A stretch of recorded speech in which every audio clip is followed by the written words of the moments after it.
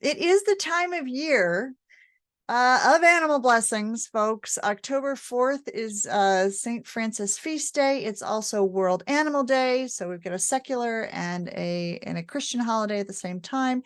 In many synagogues, the story of Noah is read. There's a whole lot of different ways that things happen around this kind of culmination of animals that show up in places that they don't normally show up at other times during the year.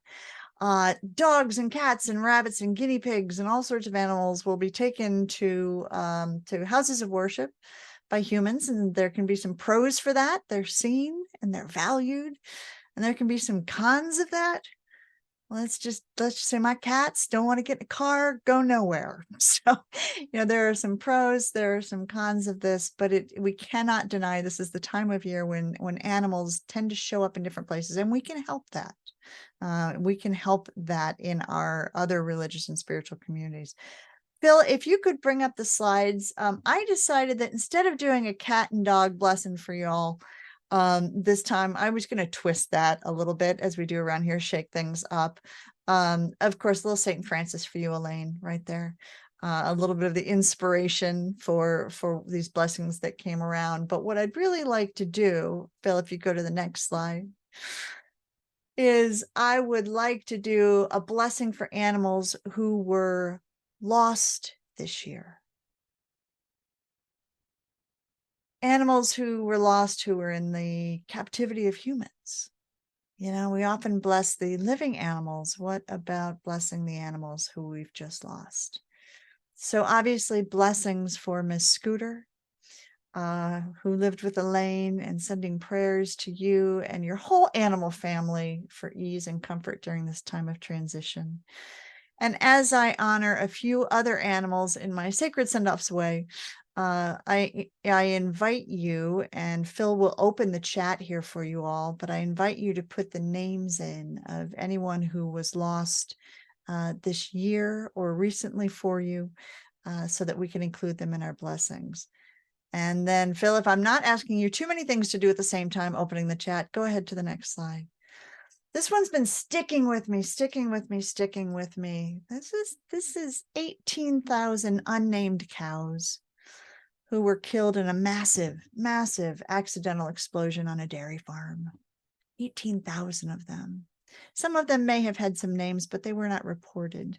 And I'm not sure that they did. They might have had numbers. But we offer blessings for all of those who are lost or killed or exploited, who remain unseen, or who are only seen in catastrophes like this. And Phil, we'll move on to the next one, a blessing for animals who are subjected to large crowds in the name of religious rituals. This year, the elephant pictured here, Balarama, who for a decade carried the golden howdah in this different ritual.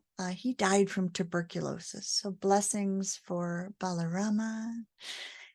And I saw an amazing article the other day about robotic elephants being used in rituals. Very, very, very cool. All right. Now on screen, we have Lolita, also known as Toki or Toki Tai. We talked about Lolita last week, a captive female orca who spent 5 decades in captivity at Miami Seaquarium and was just about to be released and passed away. So we have blessings on Toki. I'm going, yes, thank you for keeping up with me here, Phil. You are on it. Animals held captive in captive breeding programs at zoos. This is one of those things that I can get up on a soapbox a little bit about captive breeding. This is Lin Hu, a panda who was held in the China Conservation Research Center for Giant Pandas in Wolong, and she died this year. So blessings for Lin Hu. And moving on to my last one here, I'd like to point out specifically, and I may be a little loquacious here, a little long-winded, but blessings for animals who attempt to liberate themselves And those attempts are thwarted, and their reactions to being held captive are commercialized and pop culturized. Let me explain. This is Boquito. Boquito was a male Western gorilla born in captivity who lived most of his life in a zoo in Rotterdam in the Netherlands. And he got a lot of media coverage, not here in the US, but got a lot of media coverage there because he injured a couple humans. And if you read the stories of what happened, you can see that he was taunted. You can see he was treated poorly, and he was responding and reacting to what was happening around him. Sadly, these actions were pop culturized. So here's what happened. The week after Boquito escaped at a certain point, and afterwards, a local health insurance company, after they had gotten Boquito back, sponsored the production of 2,000 paper visors they called Boquito viewers that disguised the direction of the wearer's gaze, so that now that Boquito was back in his cage, he could be looked at, not disturbed, because you were hiding your eyes with paper visors. The paper visors and the ad agency that designed them and the health insurance company won 2 advertising awards. I have very, very, very mixed feelings about this. And shortly after one of the times that he injured a human, the word of the year in 2007 in the Netherlands became Boquito proof, which meant durable enough to resist the actions of an enraged gorilla. That irritates me. So blessings on Boquito. I am so sorry that you spent so much time in a place that you got out, that you got pulled back in. I hope that wherever you are in the what's next now, you are free from pain and suffering and getting to do whatever the heck it is that lights up your soul. Admittedly, these are just a few of the animal losses this year, but there was also a big victory for animals held captive. So I need to put that in because this is blessings and joys. We do joys and challenges. After relentless campaigning, the Universe Soul Circus is finally animal free, like many other circuses are tending to be now. So we have some victories along with our heartbreak.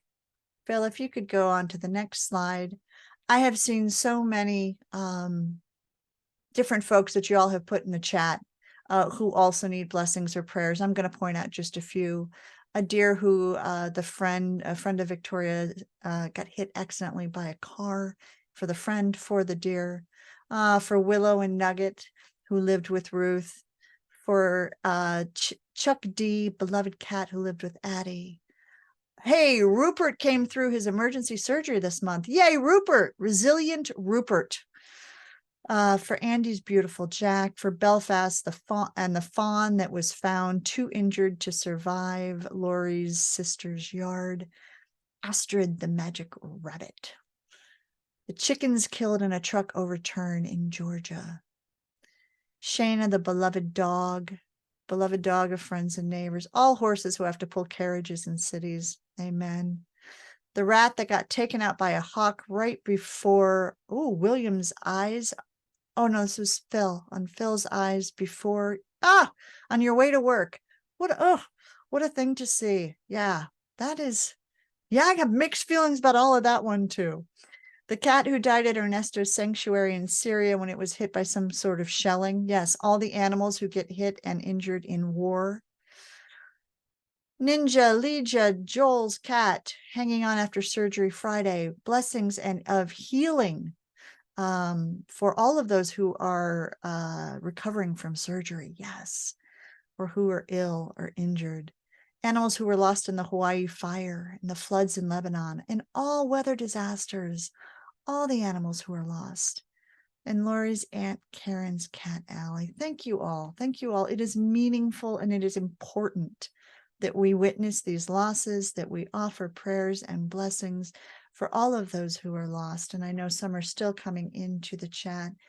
Phil, if you could take us to the prayer that we all say together. Take a deep breath with me. It can be a lot. It can be a lot to take in what we just did, what we just witnessed. It can be a lot to take in everything we talk about here in Sunday service. But we do this because we want to witness and we want to encourage change in the world. Taking a breath, repeating with me if you would like the words on the screen. May all creatures everywhere be happy and free. May the thoughts, words, and actions of our lives contribute to this happiness and this freedom for all.